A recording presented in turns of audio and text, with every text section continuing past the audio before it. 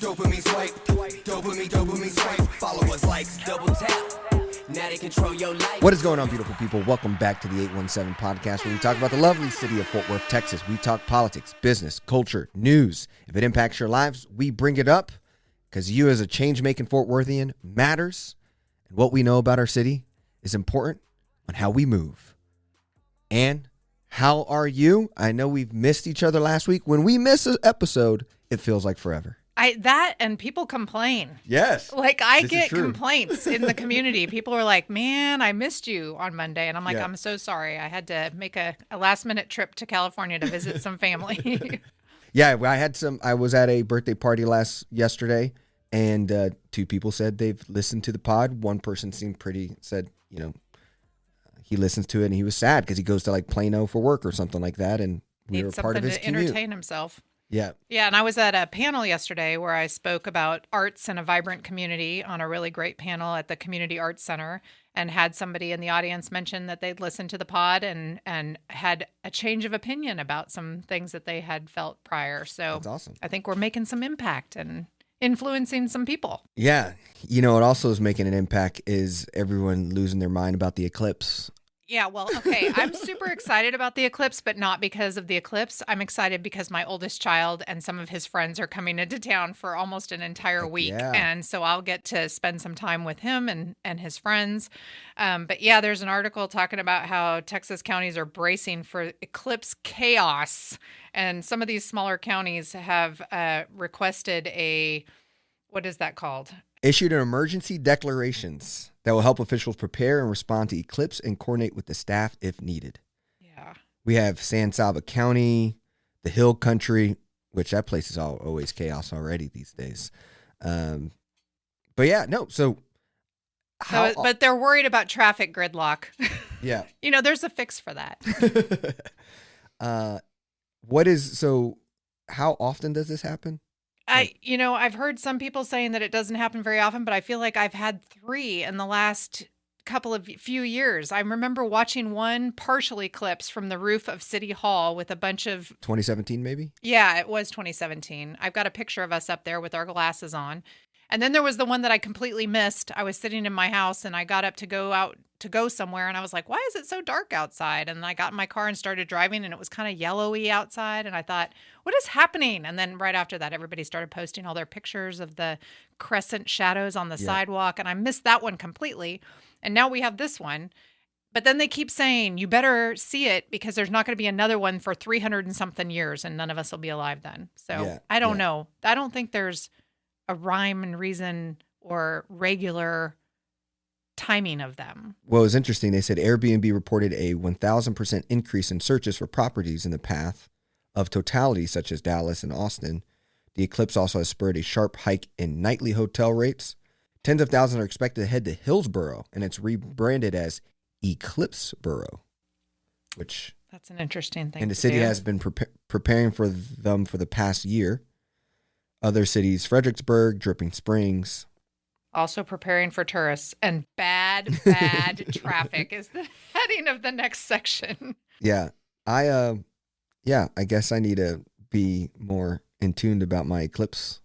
Well, it's going to be visible here, but just not for as long. And a friend of mine is teaching a yoga class at the Clear Fork Trailhead. And so I think that's where I'm going to go. And I also went online and ordered some of the glasses and a little lens that you can put over your phone lens so that you can take pictures too. And I figured I did that like a week or so ago because I thought as soon as everybody starts talking about this, they're not going to be available anywhere. Wow. So I have 10 glasses at my house. Wow. And I think my kid already is prepared for this, and he and his friends are coming in, and they're going to go out to some more rural place that's a little bit more in the center of this swath so that they can see it for longer. And then I have another friend who went to the same high school that I went to who's planning to fly in for it. And I offered to help her with some transportation from the airport to where she's planning to go see it. But then everybody keeps warning about how terrible this traffic is going to be. So I'm not sure I'm going to be able to follow through with that. What day? And this is like April 8th? April 8th. Yeah, probably. Yeah, my brother texted me on March 8th and was like, are you ready for the eclipse today? And I'm like, it's next month. Well, what also is coming up is more elections. And so the big story this week is going to be, we haven't had a pod since the primary election results. We're going to talk about what we see there, trends, and just all the gossip that's happened there, and our takes on all the tea there. Yep, whole slew of articles about elections. And then, but obviously how we roll here, we do 3 short stories, 1 big story, wins and losses. So, Ann, what is short story number 1? So short story number 1 is a Fort Worth Report article titled "Fort Worth to Address Income Discrimination in Housing with Amended City Ordinance." And basically, unfortunately, our county, I think it's the whole county, maybe it's just the city. Oh, no, it's the city. In Fort Worth, housing vouchers cannot guarantee anyone a place to live. In fact, the housing voucher denial rate in the city is as high as 78%. So housing vouchers are provided by Housing Solutions, which is the housing authority that gets funding from the federal government to assist people who need assistance in order to afford housing. And you can get a voucher, but that doesn't necessarily mean you're going to get an apartment or a place to rent, because the owners of those places can refuse vouchers they can refuse someone based on what their income source is to pay their rent. And apparently 78% of them refuse the vouchers in the city of Fort Worth, which leads folks with those vouchers to having a difficult time finding places that will rent to them. So the Human Relations Commission voted on an ordinance that would prohibit housing discrimination on the basis of income for veterans with vouchers and for city incentivized projects that include a housing component. And that is as far as the state will allow us to go. According to this article, we can't protect anybody else. We can only protect veterans and apartments that have an incentive deal with the city of Fort Worth, where we gave them some kind of tax abatement. Then you can write into the contract that they must accept vouchers. So the city council is looking at this language that has been proposed to them by the Human Relations Commission, which voted on it 7-0 on March 4th, and the city council will be looking at it on March 19th. This came up in a 3-hour workshop that they had recently on homelessness. And Councilman Elizabeth Beck, who is also a veteran, told the Fort Worth Report that it's important that the city get ahead of homelessness by preventing it. And if you can help people maintain housing, then you can have an impact on folks falling into homelessness as well. So I think it's a good idea. I wish the state would allow us to do a little more, because there's other folks that get those vouchers too that will not have this protection if they don't fall into those 2 categories. Yeah, it's, in Republican states, if it's just to help, the poor, it's scary. But if you had tie it to veterans, boom shakalaka, now you're in. Tie it to seniors. Yes, then you're in. Yep. Yeah. Sometimes, even single moms with kids don't reach up to that level. So, yeah, it is very frustrating. Also in this article that I found interesting was they had a total percentage of all vouchers in each council district as of January of 2024. And I noticed that council districts 10 and 11 are not showing data, and I believe that's because they're brand new council districts, and so they haven't gotten that data yet. But they said the highest number of vouchers are in District 9, and the lowest number of vouchers are in District 3, but then it had the caveat of saying that that doesn't include Las Vegas Trail. So I don't understand why, if Las Vegas Trail is in District 3, we wouldn't be counting the vouchers that are there, because I think that's probably would have increased the number in District 3. I don't know if it would have taken 3 out of being the lowest, but then the next lowest, it looks like, are District 4, 7, and 5 all look to be about the same color on the map. I find this interesting because the city has had a policy of dispersing affordable housing throughout the entire community. And that policy is to not have concentrations of poverty. But it appears that we are still concentrating, at least where vouchers are being accepted, to specific areas that are not equally dispersed across the community. Yeah. You also, I believe, attended a conference that kind of talks about I did. neighborhood design? There's a lot of housing topics in the conference that I attended down in Austin a couple of weeks ago. Most people have heard of the term NIMBY, which means not in my backyard. And in kind of response to that, there are some folks who now call themselves YIMBYs, which is yes in my backyard.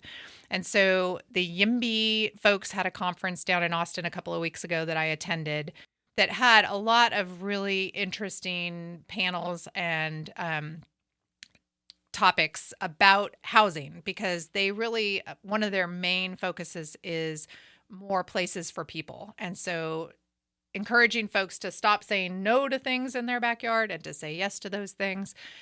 They have looked, various organizations that consider themselves YIMBYs have looked at a lot of different ways of trying to encourage more places for people to live, as extreme as changing zoning where everybody could build multiple units on their lot, to changing the size, the minimum lot size that people can have, or the maximum lot size that people can have. And they've worked on these things at a local level, and they've also gone to so far as to looking at this at the state level. We had some legislation in our last legislative session that suggested some of these changes. Most of them were pretty broad reaching, and I think made people wary and scared of change, which is often the case.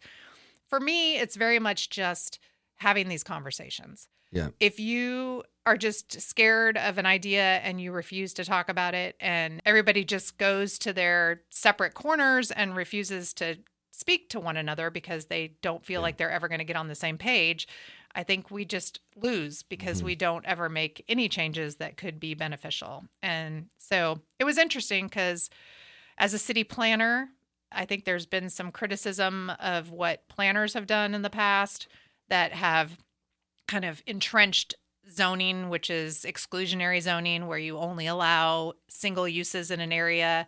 And that has kind of lended to the housing crisis that we currently have. Yeah. So I just took it as a way to educate myself and learn a little bit more about some different ideas, and with the possibility of continuing the conversations, here locally, to determine if some of those things would help alleviate problems that we face. Yeah, I follow a blog, and I've referenced it several times in the pod, so I'll share it in the show notes. But he was talking about he's kind of a big activist in the YIMBY community, but he's an economist. But he talks about he's a big fan of Japanese culture, and he talked about Tokyo. And I just came back from Tokyo in Japan, but he was even just talking about this density also from an economic standpoint creates more productivity. And he talked about how Tokyo is actually not any more denser than Western cities like New York and LA, but it's the 5 to 10 kilometers outside of the center that is much denser. And basically the call to action is building more of the urban, like the urban center. So I think our loop in Fort Worth is a great example how we haven't had really a lot of development there compared to the Alliance, Saginaw, the kind of the further places out, Hazlitt, going out that way, creating that difficulty of people to be able to be productive. Yeah. So there's even an economic piece to this that's big. And then there is also a Brookings study around that, is that southern cities are growing GDP by population growth, but Western cities are actually growing by productivity growth because people are being more productive, and it's often because their cities are more denser, faster, and more made for people. And interactions happen more and back and forth, and that sparks ideas. And yeah. So, cool. Well, a part of we're probably not going to get any denser in Texas, so we need these ways to get to places. But it seems like the people to the east are anti people coming to Fort Worth, possibly through transit. So do you want to bring in story number 2? Yeah, I think you just sent this to me to make my head explode. There's an article in the Dallas Morning News called "Dallas Officials Are Proving to Be a Hard Sell on Extending High-Speed Rail to Fort Worth." And I can understand some of their concerns, and these are all things that we need to talk through. I think the station that would be proposed in order to have high-speed rail between Dallas and Fort Worth has some impacts on how things are going to be developed in Dallas and some private property ownership in that area.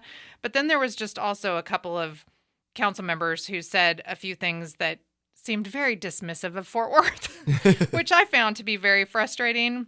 And I think it boils down to that whole thing when we all talk about, we here in Fort Worth talk a lot about what Dallas does. And I wonder sometimes if Dallas even thinks about Fort Worth. And I think that they don't often think about Fort Worth.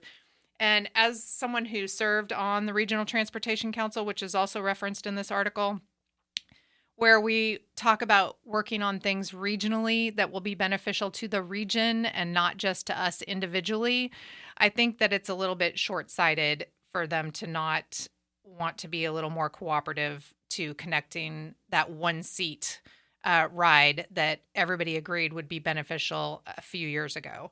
And, I'm not saying you have to stick with every decision that you made in the past, and that revisiting and discussing things to determine what is the best go forward, I think that's all really good. But I just think that I would be disappointed if Fort Worth got left off the high-speed rail connection. That would be a big problem. Yeah. But I also think Dallas, I feel like Dallas is, it almost feels like, how I read it is like the threat of Fort Worth. I mean, if people do come to Fort Worth, does that make it like, man, because Dallas people today don't come to Fort Worth.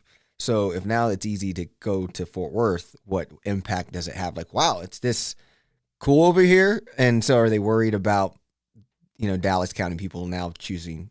Well, it's funny because years ago when we were talking about streetcars and there was some downtown interests that were concerned that streetcars would take people out of downtown Fort Worth.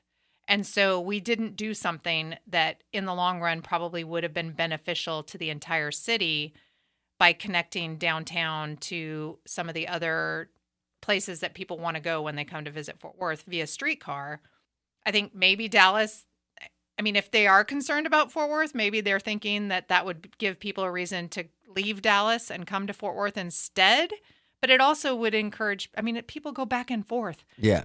The train to the airport stops in Grapevine, and there's a whole lot of economic development happening in Grapevine. Oh, yeah. Do I think that's a bad thing for Fort Worth? No. I like going to Grapevine, too. And I think that a faster train, a one-seat ride that connects the whole triangle, Houston, San Antonio, Austin, Dallas, awesome. Fort Worth would be a good thing to have. Yeah. That would be awesome, but I don't even think that will be around for my lifetime. Ugh, I don't want to. I know that's a terrible noise I just made. Sorry. I wonder sometimes, but it's that whole thing, EJ, about planting the tree whose shade we may never get to enjoy ourselves. I think we have to remind ourselves of that so that we continue to do the work. Well, that leads us into our third story, because if Texas invested more in transit, we could maybe actually have this transit triangle awesomeness. And I think the story that you're referencing talks about a game plan for Texas's $20 billion surplus. Yes. But then you also pointed out that you don't think he mentioned transit. Yeah, the guy is Dave Lieber, who used to write, I guess, for the Star Telegram. He now writes for the Watchdog, is what it's called, for the Dallas Morning News. And it actually brings up a lot of stories, but he did miss on the transit. And so I think that's also kind of like, is it because transit's way too expensive for, even a $20 billion surplus? What's your take on how we could be using surplus? Well, I think he lists off a lot of things that are super important. Yeah. And you can go ahead and list them. Yeah, the first one, he talks about property tax relief, because that seems to be what everybody is always wanting, and that in the past they've used surplus to do that. I think when you break it down to what that relief is for each individual person, it's pretty minuscule. But he said he would spend $25 billion. The Greg Abbott has promised to use the surplus to bring down more property tax relief for homeowners. And so he points out, though, that this doesn't do anything for people who rent, people with disabilities, and schools and kids and more. So the budget, when it comes time to write the budget, he said it's likely not going to be $20 billion surplus with a year to go. Let's pretend like the surplus is actually $25 billion. For comparison, last year the surplus was $32 billion and $18 billion went to property tax relief. So he's breaking down what he would spend. That $25 billion is what he thinks it will equate to by the time the budget time comes, and how we would spend it. And he starts off with schools. So I think I would agree with him there. Yep. Teachers need a pay raise. Schools need more money for campus guards. Special education is seriously underfunded, and the state hasn't boosted the allotment for students in years, and education is almost half of the state's budget. So the Texas Association of School Administrators is worried that the state's commitment to public education, he said it saddens him that we have decided that we're not going to try to compete with the rest of the country when it comes to education. When it comes to renters, he said there's 4 million renters, and he'd like to give them each a check for $200. Why should homeowners have all the fun? And that would end up costing about $800 million. I think he has a good point here. I mean, in an ownership society, it's just... the people who need help are oftentimes the people who don't own a home. I understand people like us who may own homes, our value of our taxes are going up. So that means the value of our home, which is for a lot of us, our highest asset in our portfolio. And so it's, I don't know, he really did say something pretty powerful there in the sense of, man, he's really... property tax relief helps the privileged class. And so I thought that was a good point. Yep, absolutely. He then points out that Medicaid is something that we haven't funded in Texas. And he previously reported that this is a great loss of funding, but to go with $300 million to settle up on Medicaid for schools. He addresses the electricity grid, lower prices and improve reliability. He thinks that $500 million should go towards that. Expanding Medicaid. Texas is one of the few states that refuses to expand Medicaid in return for federal dollars. Plus, we have the most uninsured residents. He doesn't know how much this would cost, so he's going to go with $1 billion. And then he references a game show, because this does seem a little bit like a game show, but hopefully some of these I think the prisons one is a clear one. That, I mean, especially with what's going on in Tarrant, county. So yeah, he suggests that we make sure we have air conditioning, not only for inmates, but for staff in all of the prisons. He speaks about group homes and says that homes are closing at an alarming rate and that we need to raise salaries for workers to at least $15 an hour, although I have been told that it takes $21 an hour job in order to afford rent in Tarrant County. So looking to provide services for group homes, and the ask there would be $400 million. Foster kids need legal representation. So the executive director of the Foster Care Advocacy Center says it's possible to give legal help to every foster kid in the state for $75 million. Sell off gas and electricity bonds. We will be paying 2021 storm fees for decades on our utility bills, and the bond doesn't come due for decades, so let's get rid of them. And he suggests spending $6 billion of the reserve to cover that. And the watchdog previously revealed an added phone charge designed to pay 210 million bills that the state has refused to pay and pass down to us. And this backlog of debt is owed to rural telephone companies and phone co-ops. And so he's suggesting 210 million for that. And what's left? Property tax. Because I'm not a party pooper, take the remaining for property tax relief. Not great, not as great as last year, but let's keep the downward trend going. Approximately $6 billion remains for tax relief. So if there was like a transportation piece here, what is a thing that you think would we be able to be creative on? Well, I think we fund roads all the time. And around here, when people talk about funding transit, they're talking about roads.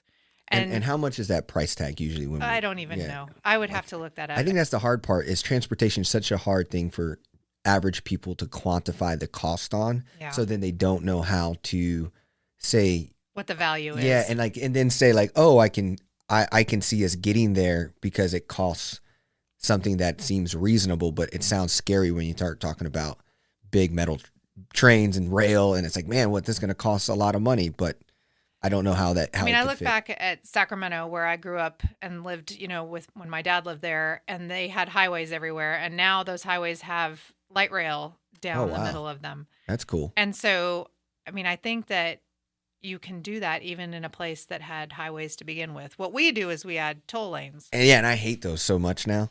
Like I just avoid the highways completely. I drove to Arlington 4 times in the last 2 weeks. And when I put it in my GPS, at one point it was over 40 minutes it was going to take me to get to Arlington. And, there is no train going to Arlington and there are no buses going to Arlington. So I didn't have any choice but to drive. But when I set my GPS to avoid highways and I took like Lancaster and Division and those back ways, it was so much more pleasant than being on a highway with people flying by me on both sides. Yeah, that's the way we always go too. The toll road. I mean, the toll road should just be a transit thing. Like you just take out the toll road. Yeah, I think there's been some discussion about bus rapid transit on some of the toll lanes on 35 going north they don't to Alliance. They really don't ever save time, and it's like expensive too. Like sometimes and Google, really expensive. Yeah, and Google just forces it like on you. Like if you don't actually take the settings off of avoid tolls, like even if it's the same time, they would still. Does it list it first? Correct. It always lists even it when first. you don't need the toll. Yeah. So it's just like you got to scroll down and see 25 minutes. Yeah. Oh, I'm going to go the less stressful one or the cheaper one. Yeah. And me and my wife were looking at like how much we spent on tolls. We're like, it's not even like we're just listening to the GPS and then they're taking advantage of us that way. And when I got a new car, I didn't have a toll tag on it right away. And I have my GPS set to avoid highways and avoid tolls. And so I usually do. But I had to go to Dallas for something and I went and I got a $56 bill from tolls driving to Dallas. Wow. You could have just Ubered. I probably could have. I don't know about both ways. Can you Uber both ways for $56? No, you can't. I didn't think so. No. Well, yeah. So all of those were good. I think, I don't know. I think I would have maybe done stuff. I think he's a little tongue in cheek. Yeah. But it also just shows like, what we live in Texas, and you know what we don't have is a surplus of money. You and your house doesn't have a surplus of money, and yet we keep voting. We keep getting played by people who are sitting on a pile of money. Pile of, AKA your money, because it's your tax money that you're paying that they're sitting on and making decisions on, and and that's why this goes into our big story of why you should vote.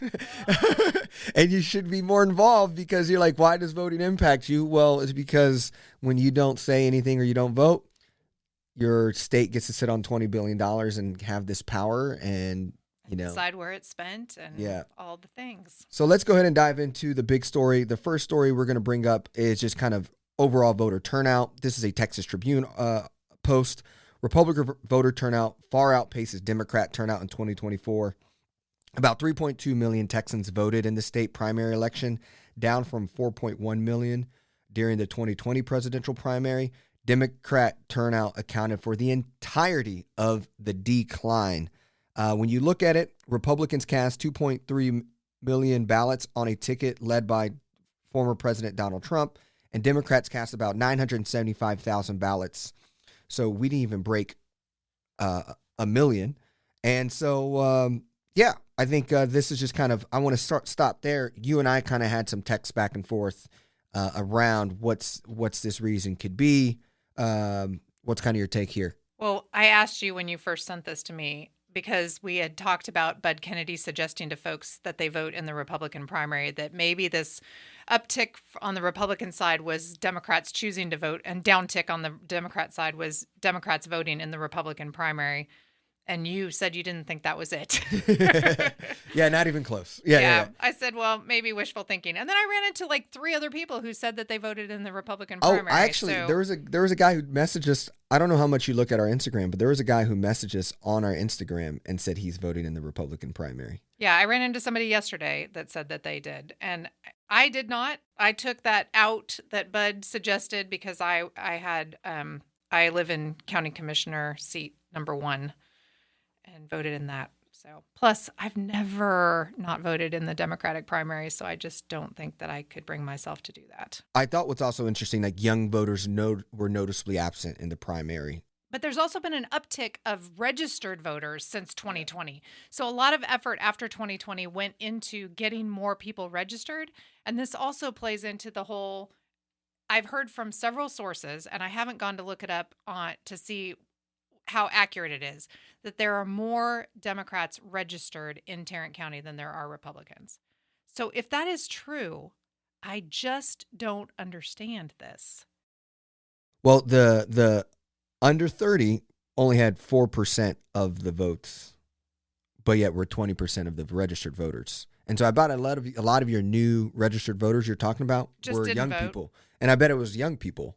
So they registered and then they just didn't participate in the primaries. Like it'd be interesting to know what's, of all this new registered voter action effort, how much of that's young. And I bet it was a lot. And so those people then got excited. Maybe that's the other thing we were saying, because of Beto. You also had a Democratic presidential list. There was Elizabeth Warren. There was Bernie Sanders. You had maybe Buttigieg in that time, but there was a lot. And then Biden ended up winning it around South Carolina, but Texas was already kind of voting. And so people were excited. So I don't know the long-term ramifications of this, in the sense of, do Democrats wake up for the November election? I don't know. So I think that another thing that I've heard people say why they don't like voting in primaries is the requirement that they pick a party. And in election day voting, you have to walk up to tables that have Democrat or Republican. And so everybody in the room can see where you're going. Whereas during the early voting, you just walk in, they flip the iPad around, you pick your party, nobody sees it but the lady that's behind that iPad. And then they send you over and you can pick any of the voting machines that are in the room. And so I voted in early voting, and that was my experience. But on election day itself, they have the separate machines on the separate sides of the room, and you go stand in a line. And so there's another article that we have listed to talk about. The Texas GOP email shows that the party has aversion to joint primaries. And I just don't understand this, because in early voting, they're all sharing those machines. But on election day, they refuse to share the machines.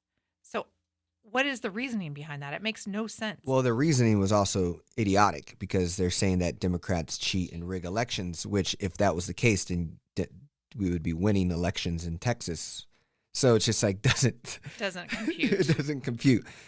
But that's just another thing that I've heard people say that they don't like about Texas primaries, that you have to pick a party, that they're, separate elections, that you can't go back and forth. You can't vote for somebody in one race and somebody else in the other race. You have to vote straight party ticket in the primaries. Yeah, the GOP chairman, Beau French, said, given the Democrats routinely cheat in elections, the Republicans in Tarrant County do not trust Democrats to touch any part of our elections. For that reason, we will only conduct our elections separately from the Democrats. I hope this makes it crystal clear. Which is followed by a paragraph that said, an audit of the 4 largest counties in Texas following the 2020 election found few problems in Tarrant County. So you also had a letter that you saw as well from Mr. Beau. Yeah. So you can just kind of get the narrative. We received a letter to our home, probably because somebody in my family has voted in Republican primaries, so we're on that list as well. I probably got it, but I don't read my mail. But the other reason why, the whole Democrats voted on the Republican, one, there's not that much technical savvy people who would put that effort. I believe that's an effort that Texas Democrats should do more of. If we end up asking progressives or people anti-Biden to vote for Biden, I think you have to also do that for moderate Democrats to vote for conservative. You have to use that to have to jump into that Republican conversation.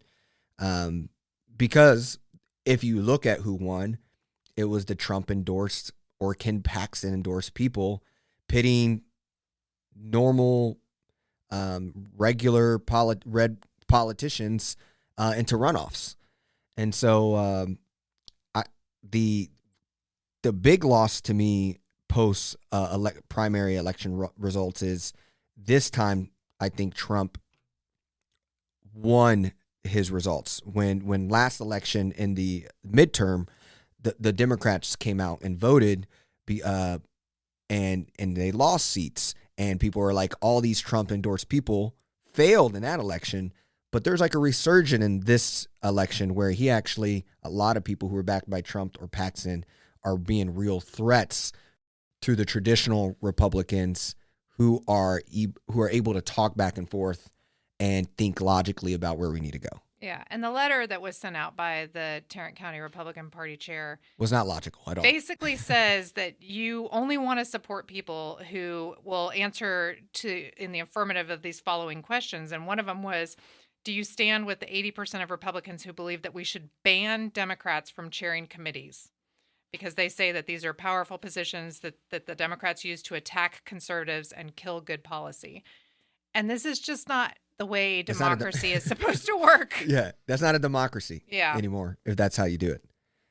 I mean, because the real answer to that is they challenge and bring new ideas and views to expose your reality. This is what, like, I'm always afraid of people who are protecting their ideology by not hearing other people's ideologies. That means you're just closed-minded. Yeah. And he's advocating that is better for Texas than not. And these are the people. This is Tarrant County. This isn't some random dude in Austin, Texas, at the state level. This is how they're operating the Tarrant GOP messaging. And these are what Republicans are getting in the mail. And unfortunately, it feels like in a way it's working. And I also read some articles in The Economist around just Trump's power and how we talked about off pod, just how he's getting his other family members involved in the GOP. And I think he's really making an effort, regardless if he wins or lose, to still continue to have influence and control. Yeah. And so that's to me the biggest loss of all this. But let's go ahead and now move into the more technical. We're not going to go through every story. We're just going to reference a lot of the stories because there's a lot to kind of talk about when it comes to the local election results and what we saw. And we also want to give people dates so that they can go ahead and start voting. Because I think even if you didn't vote in the primary, you can vote in the runoff. You have to, if you voted in the primary, you have to vote in the runoff of the party that you voted in the first go round. But if you missed the primary, I think you can still go vote in the runoff. And so we have Fort Worth area primary races headed to runoffs in May, and that will be happening on May 28th. And so we have an article from the Fort Worth Star-Telegram that up and down the ballot, Fort Worth area candidates were unable to stave off primary runoffs based on Tuesday's election results. Candidates that are unable to get more than 50% of the vote will be in a runoff on May 28th, where voters will pick between the top two vote getters from Tuesday's matchup. In-person early voting for the runoff is May 20th through May 24th, and they list in this article the Tarrant County races, which will be on the ballot again in May.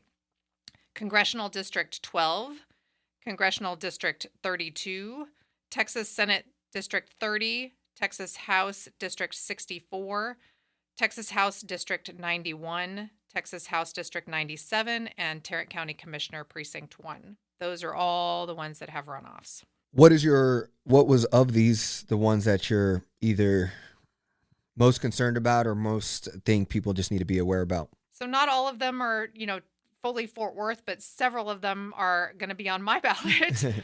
Congressional District 12 is to fill Kay Granger's seat, and Craig Goldman, who was serving in the state seat 97, is running for this and was pushed to a runoff with John O'Shea. Goldman got 44.35% of the vote, and O'Shea got 26.39%. O'Shea considers himself an outsider America First candidate, and Goldman has been a long-time Republican serving in Austin as a member of the state house. And like I said, the seat was held by Granger for 2 decades. I think that Goldman is definitely the more moderate of the two. I saw a sign in my neighborhood that has his name on it, and then somebody has put 2 signs next to it saying that he voted to impeach Paxton, which I think that they're saying that that's a bad thing. And I would say that's not such a bad thing. Yeah, it seems like, Ken Paxton, I wish I knew more about what I get. Obviously, I don't read the news or the conservative news of Texas, so I guess I just don't understand. It seems like Ken Paxton's just becoming a mini Trump and trying to take that playbook and be the endorser of Texas, but I just don't. I'm blown away that it's working, and I wonder what he's saying to allow people to feel like his endorsement's important enough to move things. But it seems like it is. But it could also be like, I'm more convinced that it's Ken Paxton just riding the coattails of Trump, because it's usually he's endorsing someone that Trump's already endorsed.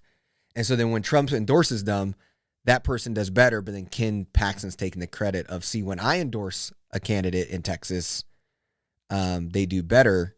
But really, it's also the same person Trump would have endorsed in a way. Yeah, and that topic does lead into another article we have called "Primary Elections Reveal Tarrant County Republican Shift," and so that literally describes where Republicans ran against incumbent Republicans because they didn't feel that they were far enough to the right, and some of those are being pushed into having a runoff because the incumbent wasn't able to get 50%, a little, plus of the vote. Yeah. And but let's kind of talk about the one Democrat runoff that's interesting, which was also surprising. Former Fort Worth City Council member Kathleen Hicks and Roderick Miles are headed to a runoff in the Democratic primary for Tarrant County Commissioner Precinct 1 seat. With all 200 vote centers reporting, Hicks had 36.87% of the vote. Miles had 31.5% of the vote. Mia Hall had 24.78% of the vote. Daryl Brewer had 6.8% of the vote. The runoff is May 28th. Between Hicks and Roderick. Yep, and Hicks was the youngest woman to serve on the Fort Worth City Council, was elected in 2005 and served to 2012. She ran against Mark Vesey and lost for Congress. And to me personally, I thought Miles was going to be the lead in this one. And so when Hicks led him, I was just really surprised. And so I'm really excited to see what this dynamic works, as Mia Hall still got a lot. 25%. Yeah. And so what's your take on, you've been in campaigns, you've seen this stuff. So what's your kind of take on what you see? It's funny when there's that many people in a race. I, was told in my first race, when there were 6 of us, there's no way that you're going to win this outright. You're going to have a runoff. And so when there's that many people, even 4, dividing the vote, I think it's very challenging to get 50% plus, especially in a wide open seat.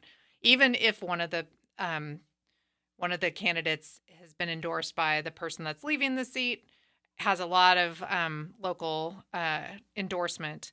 I think it is challenging. And I think that in the primaries, I'm not sure I saw a whole lot of information that helped me make decisions. There were a couple of panels by the Fort Worth Report. The Women League of Voters is always a good source. If somebody answers the questions on there, if they don't answer the questions, that says something in and of itself, in my opinion. And so I think that between the primary and the runoff, it's going to be incumbent on all of us to research where people stand on the specific issues that are important to us. And I'm still vague on them. So I'm going to need to be doing my own homework. And let's be clear, if Kathleen Hicks or Roderick Miles wanted to come on the 817 podcast, we would welcome that invitation for us to learn more about you, and the listeners of the 817 podcast, who will most likely be voting in this election, could hear what you're about. So that welcome is open and on the table. The reason why I thought Roderick Miles was going to be the lead here is, one, he had all the endorsements. He has a lot of history already in that position. He had Roy Brooks's endorsement. He also had a social media strategy that I was getting ads all the time. Yeah, all the time. And so, and to me, I guess as a new Fort Worthian, Kathleen Hicks, I didn't get to see participate as a politician when she was. And so, but I, a young voter who was rare to vote in this election. But it seems like a lot of people still remember her impact and maybe felt like she did a good job. And so, but she also says her just knocking on doors was the real thing that made it happen. And she did mention transit on that panel. She was the only candidate of the 4 that mentioned the importance of public transportation on that panel that the Fort Worth Report had. Yeah. So To me, this is going to be an exciting part to watch because I voted in the Democratic primary. This is the one I'll be participating in on what we're doing May 28th. May 28th, we will be participating. And any listeners to this pod that don't vote, we're going to be keeping track of that. Yeah, right. We're going to be, we'll be very disappointed. We will. Let's just say that. Disappointed. That's the worst thing you can say, right? Yeah. So we would not be having a good show if we didn't talk about Fort Worth Mayor Maddie Parker endorsing Nikki Haley for president at the Stockyards rally. What do you think this just does for Fort Worth? I mean, right, Greg Abbott, Dan Patrick, Ted Cruz, John Cornyn, several North Texas congressional representatives supported Donald Trump. The mayor went the other way with, Betsy Price as well. What's kind of your overall take on how this is being discussed or talked about in Fort Worth? It's interesting because there were several opinion pieces and conversations about how hostile and partisan things were getting and how we shouldn't be doing that. And I think that has kept some of the folks that are more center, willing to work together, willing to collaborate, from speaking up because they didn't want to get pulled into, and this is just me speculating, maybe it was trying to keep from getting pulled into what seems to be a really toxic environment, because they continued to describe it as a toxic environment. But it's toxic because they're allowing the really toxic people to have the megaphone and be saying all of the things. And both Democrats and Republicans that were feeling that that was not the way to go were hesitant to speak up and say that, I think. And I think partially because it puts a big target on you. I mean, this is retaliation and name calling and going after people and calling them rhinos if they just even are willing to have a conversation about something. Yeah. And so I think that's what maybe kept some folks from speaking up. So I thought that it was a good thing that, Betsy was vocal about who she was supporting when she first was running around the country supporting Nikki. And then when Nikki came to Fort Worth twice, the second time she came, Maddie publicly endorsed her. People, one of the comments that we had on Instagram was like, oh, now there's going to be a Donald Trump endorsed or Ken Paxton endorsed mayor candidate running against Maddie next time. But I actually don't think, I think this does her great for the city. Like, she's fine I think the way the city is operating, this does her. I don't think someone can come and get her. Like what happened to Betsy with O'Hare at the county level. Because Dan, if she was doing this as a county commissioner, yeah, I think she really is walking a tightrope. But I felt like this is smart, on brand. This is why I'm also a fan of our purple city, is that when we do act and respond in purple rather than rage with the red, like that's rage with the red. Well, I mean, that's that whole philosophy of when you are elected, even if it's a partisan office, you represent everybody. And even if that losing side is a smaller amount of people, they're still your constituents. Yeah.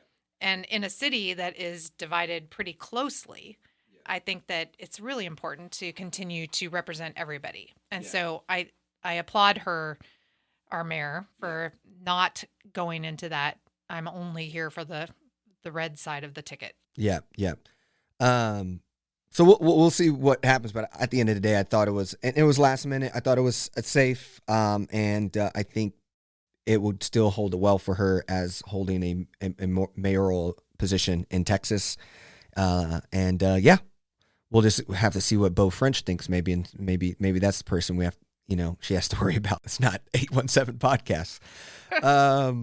So now we're going to go ahead and move into wins and losses. Wins and losses is where me and Ann pick a topic that is either a win or a loss to us this week. Sometimes it's locally, sometimes it's state, sometimes it's national. So we always start with our losses and end with our wins so we can end on a high note. And what is your loss for the week? So I think I already kind of said it when we were talking about people not voting. But I think specifically people not voting just because there's not some media attention grabbing top of the ticket rock star candidate or highly contested, controversial thing. And I say it over and over again, and I don't know if it's ever going to make any impact, but the fact that people just don't vote is my loss. Yeah. I think that people need to vote. And now we're about to enter the month of May, where we're going to have 2 elections. So we talked about the 28th runoff, but also in May, on May 4th, is a joint general election for Tarrant County, and it's going to have the tax appraiser board district director, 3 new elected positions on the tax assessor board. Right now, there are 5 appointed positions on that board that are appointed by the taxing entities throughout the county. And the state legislature, in their infinite wisdom, there's a little sarcasm in that, decided that we should have 3 elected community members added to that board. And so there's some people I haven't delved into yet, all the candidates for that race, but one of those candidates I think is going to be on our pod coming up. And but back to my point of what my loss is, the fact that there's going to be an election in May and on the 4th and the 28th is going to confuse people. Yeah. They're going to go and vote on the 4th maybe and think that there's nothing to vote for on the 28th and miss the entire runoff for the primary. Or they're going to totally not even know that there's this general joint election on May 4th and miss that completely. Yeah. So we're here to tell you about all the opportunities you have to vote. Don't disappoint us. Yeah. Yeah, it's the voting thing's tough because, a lot of people see, when it's nice to, when you vote, you kind of get the sticker and then you post it on your socials. And the comment is like, man, you're always voting. And I feel like a lot of people, it's almost like they just seem tired or they don't get it. They feel like they don't get the value. And it's just hard in a world where there's instant gratification or, I don't know. How do you, people are more in a state of blaming people, and it's easier to just blame and complain and think that it never fixes. But then that's, to me, the fear of the future of America, because we think we can't do anything about it. Well, people don't hold back on the complaining when things don't go the way they want them. Yeah. And literally the only way to make a difference in that is to vote. Yeah. Yeah. If you're going to complain about who wins and you didn't participate, that doesn't make any sense. Yeah. And if you think that your vote doesn't count, but then you see that a bunch of people voted and got somebody that you didn't want in office to win, clearly the answer to that is to make sure that your vote is counted. Yeah, because even even at the national level, if you're like, oh, I don't like Biden or Trump because they're too old or whatever, so I don't care. Well, you still you don't equally hate them the same. You have to have a judgment call on, okay, well, my life. It's going to be if it's one or the other. Yeah. Have a say. Yeah, and that's where my loss goes to. Is my loss is just the approval rating polls and the lack of support that we give Joe Biden from the economy. Now, Joe Biden's not my candidate. I actually went in and voted in a primary, and I voted for the young guy, Dean Phillips. I voted for Dean Phillips, right? So, but I think what I constantly can't stand is when people talk about the economy being bad in Biden president. And blaming. Yeah, blaming Biden for the economy when the economy is actually really hot right now. The stock market's doing amazing for all of you who care about it. The soft landing is looking. And then people who are the old thing really was also the thing of his State of the Union address. Yeah, he had a couple mixed words, but when you talk for an hour and then there's people yelling at you, calling you names, he held up really well. I thought he was very energetic. That was late. So I also just felt to me, I just have to say some data around, and I won't even dive into the data. I'll just have you guys read it. I'll put in the show notes. But one is an example of there's these articles out there. It's oh, I'm spending more on food. Well, we're living in the first time in history where more Americans spend more money eating out than eating groceries. Like that's an us thing. It's more expensive to go out to eat than it is to buy groceries. But the graph will just show how much Americans are spending on food, but it doesn't show, because now we have the privilege to eat out more. And because we're all stuck in the pandemic, we're eating out more. But like articles like that. Another one was, people love to look at like when political people say, is your life better today than it was in, 2020? And we can say our lives are better because we were all locked up in our homes with a president who called it the Kung Flu. But even if you go to 2019, when 2019 was a good year, most Americans are still better off, at least in a pure economic sense, in 2024 than in 2019. Just look at how much Americans consume. If you look at the consumption expenditures, people are spending more, and it's not because of inflation. In fact, it shows that people are buying more stuff. About $5,000 worth of more stuff per year measured to 2017. So, and that's not because people are spending down their wealth either. Americans got richer across the board over this time. You also have household debt to GDP is lower than it was in 2019. So even if you take Trump's best year, which you can give Trump a lot of credit for where the economy was headed pre-pandemic. But even if you give Trump's best economic year, Biden's year is better. And Americans spending more, large part because they're earning more. And so you can just read it for yourself. It's a really good detailed about Biden economy. And I just wish the big loss is like, that is just such an easy way for people to complain. And I don't even think we should be doing approval ratings anymore, because once one side doesn't have their president in there, they all just don't vote by numbers. They just vote because there's a Democrat in office, so they're not happy. And so this approval rating where Biden's has never been over 40% all through his presidency is just ludicrous. I would even go enough to say that, again, I'll probably get attacked for this, but I would even be able to say that since the new millennium, he probably has been the best president, performance-wise. Clear performance-wise. So we're talking Bush, Obama, Trump, Biden. You can argue that he has been the best since the new millennium. So that's kind of why I'm irritated about where we are with it, because of the age conversation and the economy talk. So let's go ahead and move into wins, though. I could go with what are your wins?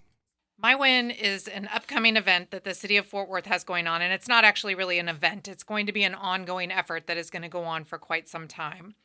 There is a new comprehensive plan, which is called Reimagine Fort Worth 2050 Comprehensive Plan.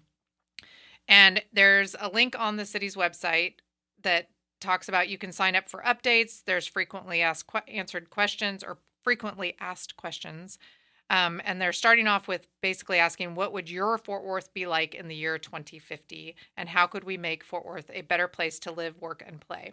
And I've mentioned before that the city of Fort Worth hasn't done a comprehensive update to a comprehensive plan in 3 decades. They've done tweaks from year to year, which is kind of the opposite of what we should be doing. But anyway, but we kicked off this effort recently with, there's going to be a citizens committee that works on this. There's going to be a technical committee that works on this. And I was fortunate enough to be asked to participate in the technical committee. And we had our first meeting this week. And so I think there'll be a website coming that's dedicated just to the comprehensive plan. There's going to be an engagement platform that is way beyond any engagement that the city of Fort Worth has ever done in the past. And I have high hopes for this effort to really and truly engage the community and have us able to give input into this long-range plan that then hopefully we will attach implementation efforts to and be able to measure these goals and objectives and have successes at the end of it. Yeah, and I said wins because I thought you were also going to hit the Panther City convo. You felt like there's been some updates? So there's also been some updates to the Panther Island project, that project that was planned over 20 years ago. There was total agreement across the board that taking a look at the zoning on the island and the long-range plans for that island should be just revisited as they were done so long ago, similarly to the comprehensive plan. And so the consultant that was hired to do that relook released their report recently, and I was able to attend a meeting where that report was presented, and folks are kind of giving feedback on that. Again, we're always saying we need to include transportation in these things. If we're going to be having a higher density of people in a location, we need to make sure those people can get around. But we're taking a closer look at that and giving input on that as well. But I think that I'll try to find the link to that information as well so that we can put it in the show notes for people who are paying attention to what the plans are for Panther Island. Yeah. And we started with density in the first story, and it looks like, there's looking to be more density. So that's a good sign. So my win is going to Civics in Action. Fort Worth area students learn about government during trips to city council. A listener of the pod and a colleague of mine in the Meadowbrook Neighborhood Association sending me a lot about what's going on with this nonprofit. And I think it's really cool where Crowley ISD students were able to participate in Fort Worth City Council, discuss, see how it works, have time with city council members, but also like this, I'm going to put their Instagram into the show notes as well, because these kids have an Instagram around getting young people to vote. And so I just think, hey, I know it's early high school.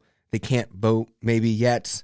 Some of them are seniors, but having this discussion, Gina Bivens is a part of it, and talked about the My Fort Worth app.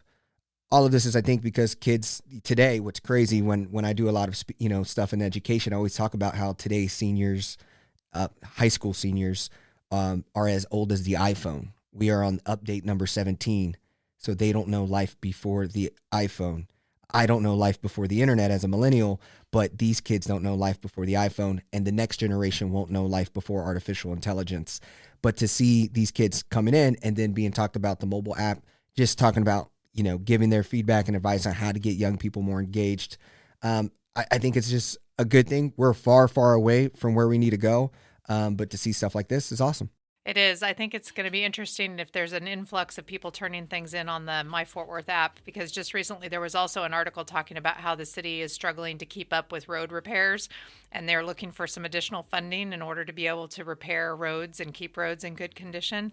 Our answer last time was we got to stop sprawling and we should concentrate on what we have before we continue to build new stuff. But if all these kids start turning in every pothole they see, Transportation Public Works is definitely going to need to find some additional funding to fix all those potholes. Yeah, maybe that's a part of the $20 billion surplus, pothole repair. I don't know if the state's going to hand that over to the city of Fort Worth. So that was an episode very heavily immersed in politics. So we tend to talk about a lot of things on here, and I think at this time of the year, making sure that everybody is aware and up to date on these political things is important.